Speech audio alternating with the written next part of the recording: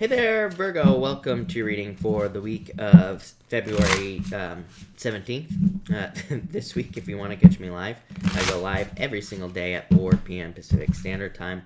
And that's that. So, Virgo, let's see what is going on for you this week.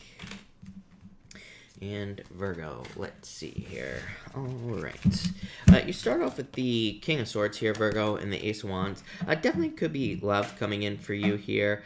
So I do feel like there could be love coming in. I feel like it could. You have a lot of cards of lust here, is what I would say. I don't have any problem with that. People always get mad at me when I say this, but this is not a judgment. I don't know how else to say it. I don't know if it's my face. I don't know what it is. But just let me preface this by saying, Virgo, this is not a judgment. But this would be like just only a sexual relationship. People always get mad at me when I say that, as if I'm making some sort of judgment here or something like that, but I'm not. So if you want only a sexual relationship, then I would say go for it. Again, you're not going to get any judgments from me, but with these two cards. But I feel like this could just be a sexual connection. You have the devil here as well. So if you are meeting someone new who could be like older than you with this King of Swords, they might only want a sexual relationship. So it's definitely something to think about. For others, this could be different. This could definitely be you kind of having a very creative idea. The King of Swords could represent kind of like having like how you kind of verbalize your idea. I'm struggling with my words, right? So I feel like for some of you, it's like maybe you have an idea for a business, maybe you have an idea for a new job, maybe you have an idea for whatever, right? But it's like I feel like there's some sort of maybe challenge with how you get the words out. Even I can't even get the words out right now. So I feel like some of you need to learn how to like sell your idea or how to show your idea to people in your life. I feel like it'll help greatly. I feel like it'll lead to a lot of success. So it's almost like you're learning how to share your ideas with the world and get people to understand them. Next, you have the Ten of Wands here, Virgo, and the Seven of Swords. I feel like some of you could be releasing a relationship here. Definitely something where maybe there was like lying, cheating, or stealing going on. You always get this, Virgo. So some of you could have been dealing with a liar, cheater, stealer. You have the devil again. So I feel like there is a major release of toxic energy here. With these cards. So I feel like a lot of you are releasing a lot of toxic energy, or you're releasing a lot of energy of people who are just no longer good for you. So that's kind of what I feel on these two cards. Ten of Wands is a card of like being burdened, and it's a card of like overextending yourself. So I feel like in a lot of ways, the Ten of Wands is saying you are seeing where you have allowed people to walk all over you. This could be in love, but it could also be in other areas of your life as well, other types of relationships, like friends, family, things like that. This has been a major theme for you, Virgo. But, with all that energy in Capricorn, I feel like it is a major theme for Earth in general. So I feel like you're kind of like deciding who you are going to allow to burden you and who you are not. Just that simple. Next, you have the Knight of Pentacles and the Seven of Cups. A lot of people getting this. I think almost every sign so far this week has had the Seven of Cups. Mercury retrograde, right? So I feel like for, the retrograde literally starts on the 17th. So I feel like there could be just general confusion, general retrograde stuff going on. This basically says do not allow the retrograde to affect you, though, these two cards. The Knight of Pentacles is a card of accomplishing your goals no matter what. It is a card of kind of like, faith. It's a card of having unwavering belief that you are going to see something through to the end. It can be a card of being a little bit too cautious, but the Seven of Cups just says pick one thing that you want to focus on this week, and the Knight of Pentacles says see it through to the end. You will be successful. So I feel like you're just like seeing things through to the end with these two cards.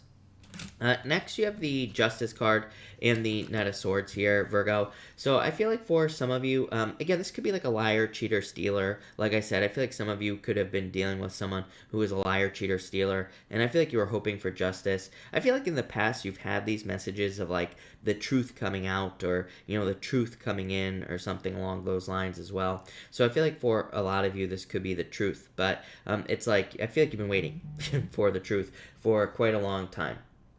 So that's what I feel for you, is that this could be the truth, but it's like you've been waiting for a while.